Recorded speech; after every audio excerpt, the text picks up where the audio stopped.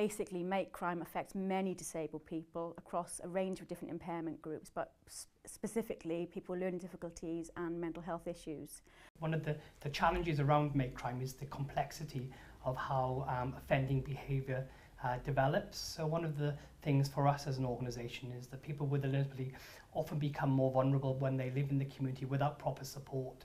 And what we've seen recently is a number of cases where people are rightly being given the opportunity to live in their own homes, in their local communities.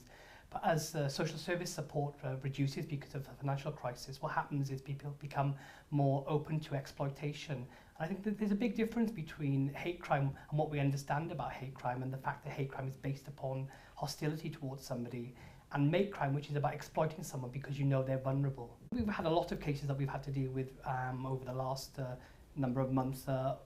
As you probably know, I'm a magistrate, and interestingly enough, one of the cases I dealt with when I first became a magistrate was a young man who had autism who was being exploited to steal something from a factory.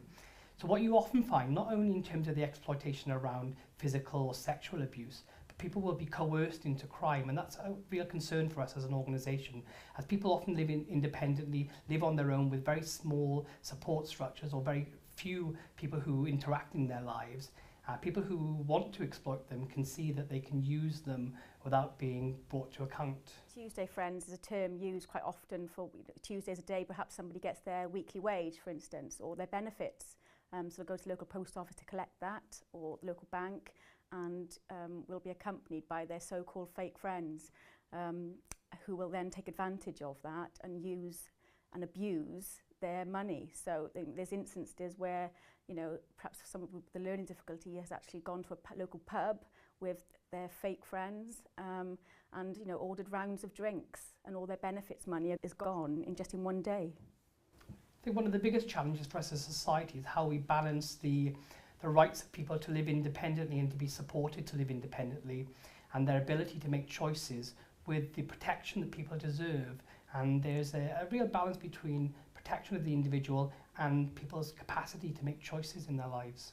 I mean, one of the interesting stories that we dealt with quite recently was a man who was living on his own in his own flat. His support from the local authority was reduced, so whereas he was getting, you know, many hours of support a week, that reduced to very few hours. And what was happening was that local people, young people in the community, were then using his flat as a place to sell drugs. So I think if you live in the community and you know that somebody is vulnerable, someone has a learning disability, and you think actually the sort of people they have around them, the people who are using their flats, that isn't right, that isn't what you would expect, then really they should be thinking about making sure that person is all right and that they are agreeing to that sort of relationship and understand what's happening in that space. It's also extremely important to ensure that we're educating disabled people to understand their rights and to know when their rights are being breached or when abuse is taking place. And I guess one of the things that people can do is, if they're frightened themselves to go to the police, that they can use third-party reporting centres. And I know that the Welsh Government has recently given funding to Victim Support Wales to be able to provide that service. Also, if they don't feel comfortable approaching their local police station, for instance, you know, go into somebody that they trust. Maybe there's a local group of disabled people, an organisation that represents their particular impairment group, and telling them what's happening, and that organisation will support them to report the incidents.